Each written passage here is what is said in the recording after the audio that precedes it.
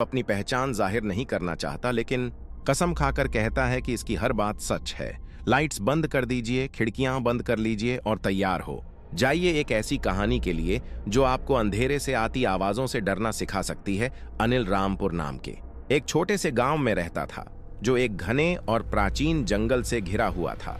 गांव वाले मानते थे कि वह जंगल खुद में एक जीवित प्राणी है। अनिल एक साधारण आदमी था, जिसकी हथेलियां खेतों में गेहूं की खेती करते हुए सख्त हो चुकी थीं। वह दिन भर तेज धूप में काम करता और रात को अपनी मिट्टी की झोपड़ी में लौटता, जो कि एक साधारण घर था, पुआल की छत वाला। उसके माता पिता के गुजर जाने के बाद वह अकेले ही वहीं रहता था।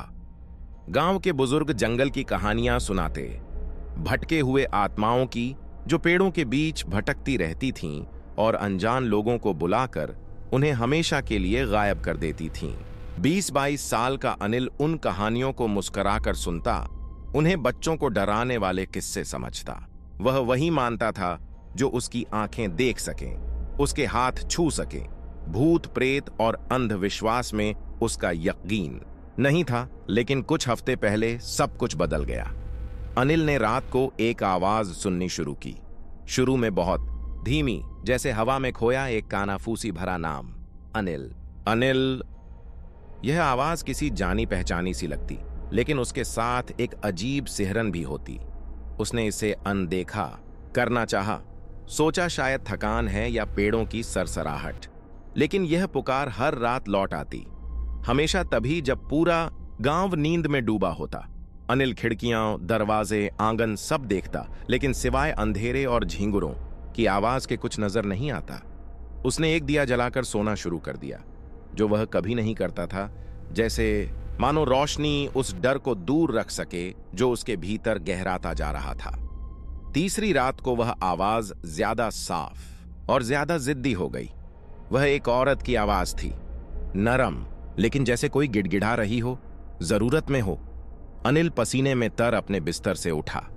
उसका दिल तेज धड़क रहा था।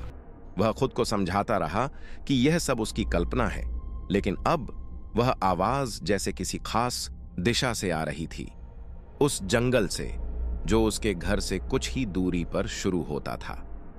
उसने लकड़ियां काटने वाला कुल्हाड़ी उठाया, डर से नहीं आदत से, और दरवाजा खोला। बाहर की हवा ठंडी थी, मिट्टी की गीली खुशबू से भरी। जंगल शांत था, सिवाय उस आवाज के, अनिल आओ। वह ठिठका। बुजुर्गों की कहानियां याद आईं, लेकिन उत्सुकता या शायद उससे भी कोई गहरी चीज उसे खींचती चली गई। अनिल पेड़ों के बीच चलने लगा, आवाज का पीछा करता हुआ, जो कभी दाईं ओर कभी बाईं ओर सुनाई देती, जैसे उसे और गहराई में ले जा रही हो। पेड़ ऊंचे लगने लगे, उनकी डालियां चांदनी को रोक रही थीं। जमीन गीली थी, पत्तों से ढकी हुई, और हर कदम के साथ हवा और ठंडी हो रही थी। फिर वह रुक गया। सामने चांद की एक किरण के नीचे एक सफेद आकृति खड़ी थी, लंबी पतली, लंबे काले बालों से चेहरा ढंका हुआ, एक सफेद साड़ी पहने, जो हवा में तैरती सी लग रही थी। अनिल जड़ हो गया, उसके हाथ से कुल्हाड़ी छूट गई। आकृति ने धीरे धीरे सिर उठाया और अनिल ने उसकी आंखें देखीं, सफेद, बिना पुतलियों के, मरी हुई तारों की तरह चमकती हुई, सीधा उसकी ओर देखती हुई। अनिल चीखा और भागा, जड़ों में ठोकर खाता हुआ, डर से कांपता हुआ। उसने पीछे मुड़कर नहीं देखा, लेकिन उसे महसूस हो रहा था कि कोई उसका पीछा कर रहा है, एक साया जिससे हवा तक डर रही थी। घर पहुंचकर उसने दरवाजा बंद किया और जमीन पर गिर पड़ा। सांसें उखड़ी हुई थीं। उसने दरवाजे की ओर देखा और वहां उभरे हाथों के निशान देखे, छोटे जैसे किसी बच्चे के, लेकिन लंबे पैने नाखूनों से लकड़ी में गहरे खरोंच के साथ, जैसे कोई अंदर घुसने की कोशिश कर रहा हो। अनिल पूरी रात जागता रहा, कुल्हाड़ी हाथ में पकड़े सूरज निकलने की दुआ करता रहा। उस रात फिर आवाज नहीं आई, लेकिन सन्नाटा और भी डरावना था, जैसे जंगल अब इंतजार कर रहा हो। अगले दिन अनिल ने अपने पड़ोसियों से पूछा कि क्या उन्होंने कुछ अजीब सुना। सबने इनकार कर दिया, लेकिन एक बूढ़ा जो पीपल के पेड़ के नीचे बैठा था थकी हुई आंखों से उसे देखता रहा और बोला, जंगल की पुकार का जवाब मत देना, वो तुमसे कुछ चाहता है जो तुम दे नहीं सकते। अनिल हंस पड़ा, घबराया हुआ, लेकिन वह बात उसके दिल में गूंजती रही। उसने फिर से काम पर ध्यान देना चाहा, खेतों में मेहनत करता रहा, लेकिन अब जंगल उसे घूरता, लगता उसके पेड़ गहरे और डरावने दिखते। रात को वह सब बंद करके सोता, लेकिन अब पुकार बदल चुकी थी। वह अब जंगल से नहीं बल्कि घर के अंदर से आ रही थी। दीवारों के भीतर से एक फुसफुसाहट, अनिल मेरे साथ चलो। चौथी रात को अनिल ने हार मान ली। वह अपने कमरे में बैठा रहा, हाथ में एक अम्यूलेट पकड़े हुए जो उसकी मां ने बरसों पहले दिया था, हनुमान जी की एक छोटी मूर्ति। लेकिन आवाज नहीं रुकी और अब ठंड जैसे उसके भीतर से उठ रही थी। उसने कमरे के कोने की ओर देखा और वहां वह सफेद आकृति फिर दिखाई दी, अब और साफ, जमीन पर बैठी हुई, चेहरा हाथों से ढंका हुआ। जब उसने सिर उठाया, अनिल ने जो देखा उसकी चीख निकल गई। ये कोई औरत नहीं थी, बल्कि उसकी ही बिगड़ी हुई परछाई थी, सफेद आंखों और एक डरावनी मुस्कान के साथ, जो इंसानी नहीं थी, जैसे जंगल ने उसकी शक्ल चुरा ली हो। अनिल फिर कभी नहीं देखा गया।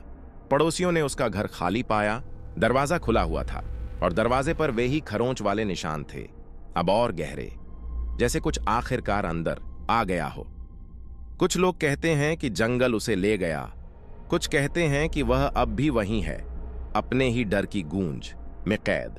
रामपुर के बुजुर्ग अब बच्चों को सख्त हिदायत देते हैं कि कभी भी जंगल से आती किसी आवाज का जवाब मत देना, क्योंकि जो बुलाता है वह इंसान नहीं होता और जो ले जाता है वह कभी लौट आता नहीं। आज भी गांव वाले अनिल के घर से दूर रहते हैं और कहते हैं कि अमावस की रातों में अब भी पेड़ों के बीच कोई आवाज गूंजती है, ऐसे नाम पुकारती है जिन्हें सुना नहीं जाना चाहिए। जिस श्रोता ने हमें यह कहानी भेजी है, वह कहता है कि वह रामपुर में पला बढ़ा है और शहर आ जाने के बाद भी उसने उन रातों को नहीं भुलाया जब जंगल से कानाफूसी सुनाई देती थी। वह कसम खाकर कहता है कि एक बार उसने भी पेड़ों के बीच एक सफेद आकृति देखी थी, लेकिन वह कभी उसके पास नहीं गया। उसका कहना है कि अगर कभी रात में कोई तुम्हारा नाम पुकारे तो आंखें बंद कर लो और जवाब मत देना, क्योंकि जंगल कभी नहीं भूलता कि किसने उसकी पुकार सुनी थी। यह कहानी हमें एक श्रोता ने भेजी है जो उसी गांव में पला बढ़ा है और आज भी उस रात की घटनाओं को याद कर के डर से जाग जाता है। अब बत्तियां बुझा दीजिए, पर्दे गिरा दीजिए और तैयार हो जाइए एक ऐसी कहानी के लिए जो आपको आपकी खिड़कियों के पार की परछाइयों से डरना सिखा सकती है। प्रिया जैसलमेर में नई थी। वह शहर जो सुनहरी रेत के टीलों से घिरा था और जिसकी हवाओं में पुरानी कहानियां फुसफुसाती थीं, उसे एक पास के गांव में हिंदी अध्यापिका की नौकरी मिली थी। ऐसी जगह जहां समय जैसे थम गया हो, जहां परंपराएं और आत्माओं की कहानियां बुजुर्गों की आवाज में जीवित थीं। जो घर वो ले सकी वो पत्थरों से बना था, मोटी दीवारें, छोटी खिड़कियां और एक पिछवाड़ा जो ठीक उस कब्रिस्तान से लगता था। धूल में ढकी टेढ़ी मेढ़ी कब्रें घर की ओर इस तरह देखती थीं जैसे कुछ छुपा हो वहां।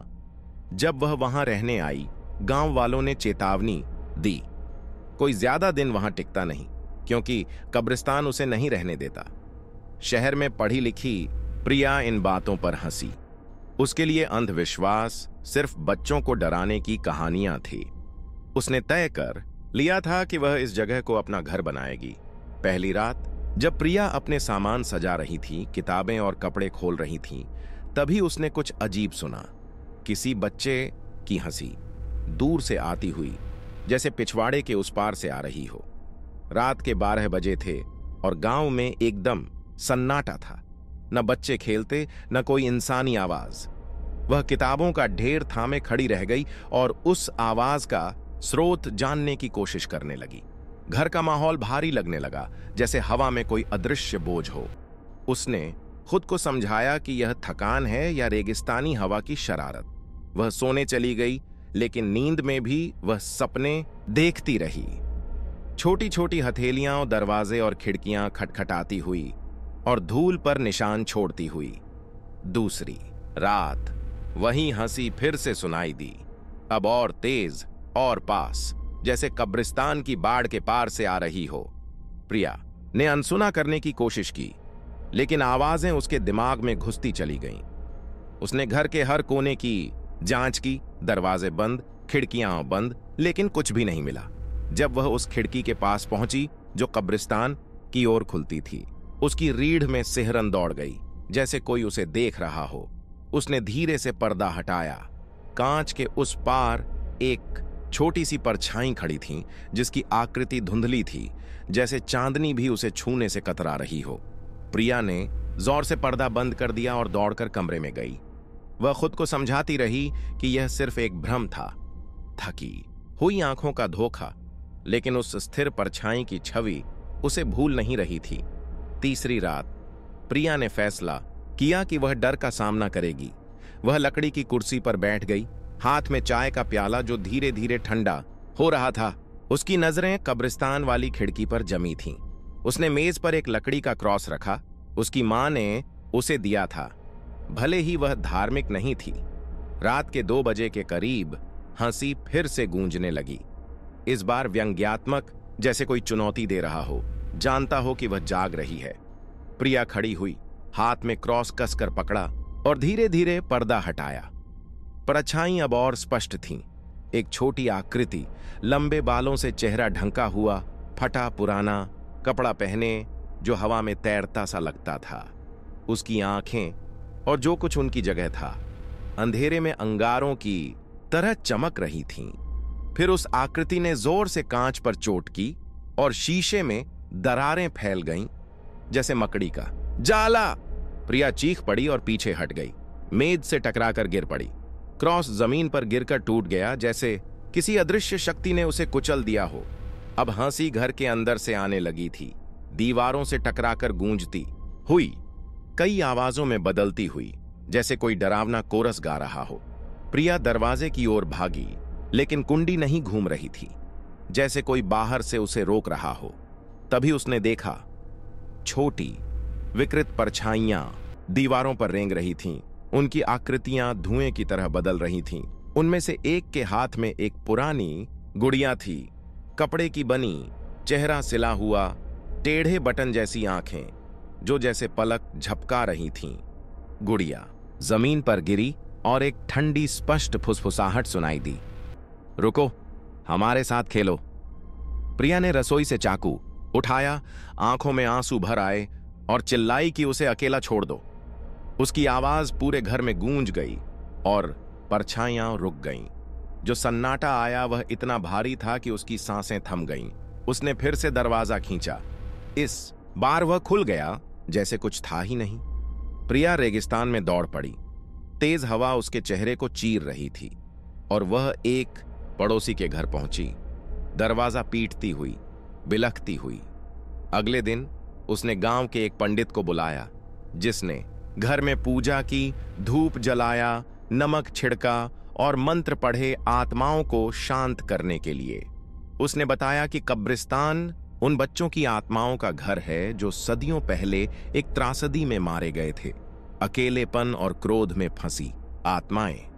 लेकिन उसने यह भी चेतावनी दी कि वहां कुछ और भी है, कुछ ऐसा जो बच्चों का रूप लेकर छुपा बैठा है और जो इंतजार करता है किसी के आने का।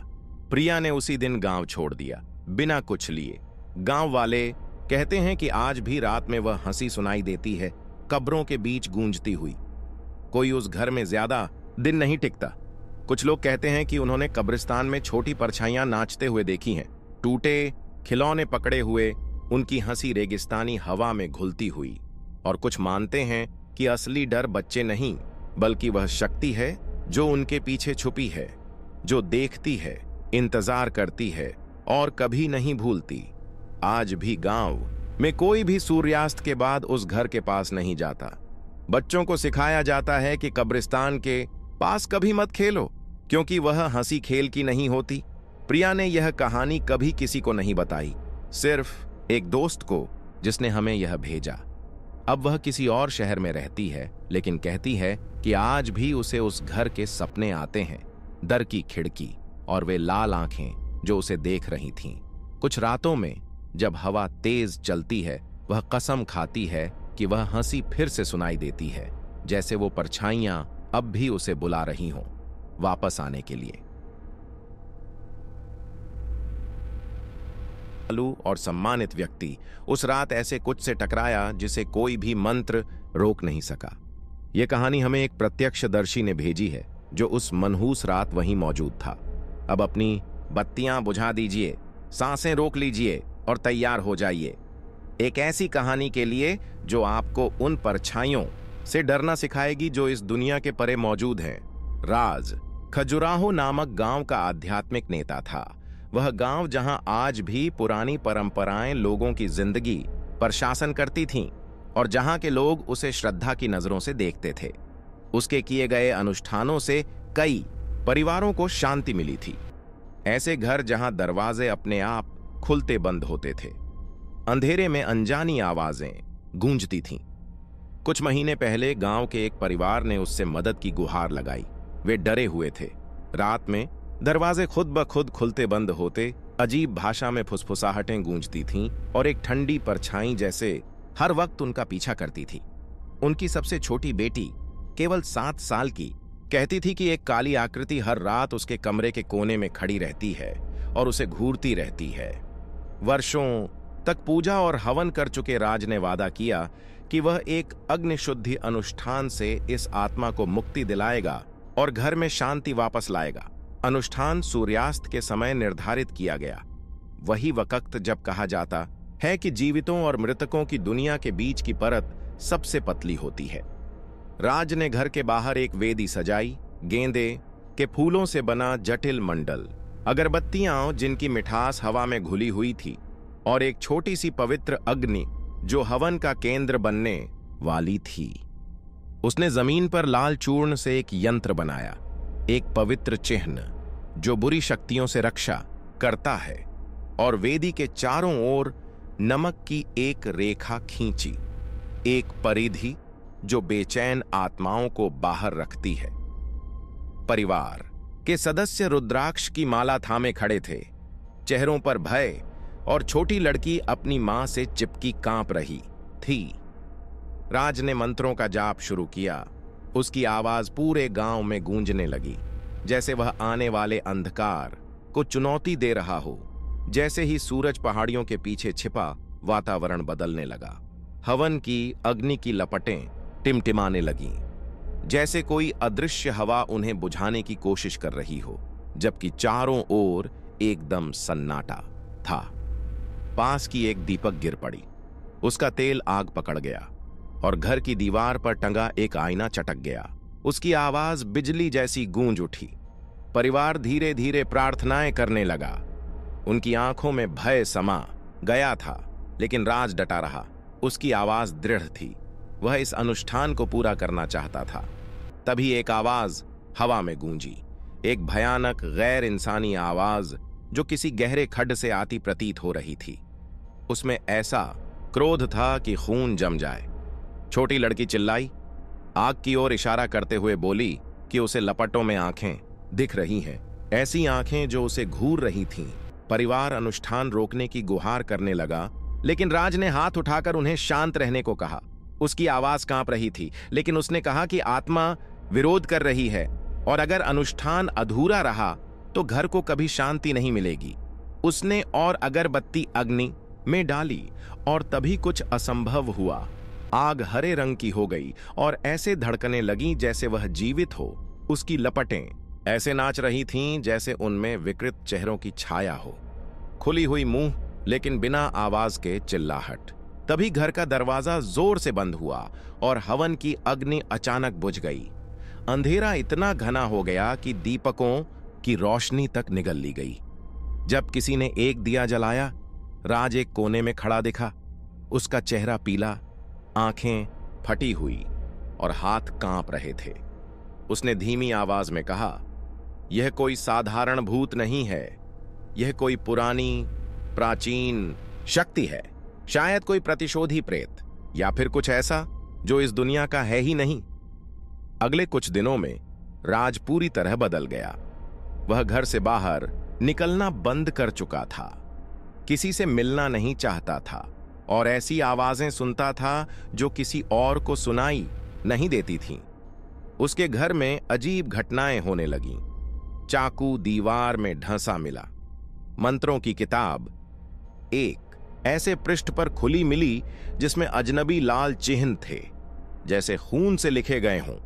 राज ने एक दोस्त से कहा कि वह किसी आत्मा को अपने पीछे महसूस करता है, हर पल, यहां तक कि दिन में भी, जैसे कुछ उस रात के अनुष्ठान में उसे छू गया हो। वह रात भर जागता, मंत्र बुदबुदाता, आंखें गहरी और थकी हुई। अंत में हताश होकर राज ने एक अंतिम अनुष्ठान करने का फैसला लिया, अकेले। सभी ने उसे मना किया, लेकिन वह नहीं माना। उसने अपने घर की जमीन पर अजीब चिन्ह बनाए, काली मोमबत्तियां जलाईं और ऐसे मंत्रों का उच्चारण शुरू किया जिन्हें गांव में किसी ने कभी नहीं सुना था। ऐसे शब्द जो पुराने और वर्जित लगते थे। मध्यरात्रि के समय पड़ोसियों ने राज के घर से चीखें सुनी। वे दौड़े, लेकिन दरवाजा अंदर से बंद था। जब किसी तरह तोड़कर अंदर पहुंचे, कमरा खाली था। नमक का सुरक्षा घेरा टूटा हुआ था। जमीन पर गहरे पंजों के निशान थे, जैसे किसी को घसीटकर अंधेरे में ले जाया गया हो।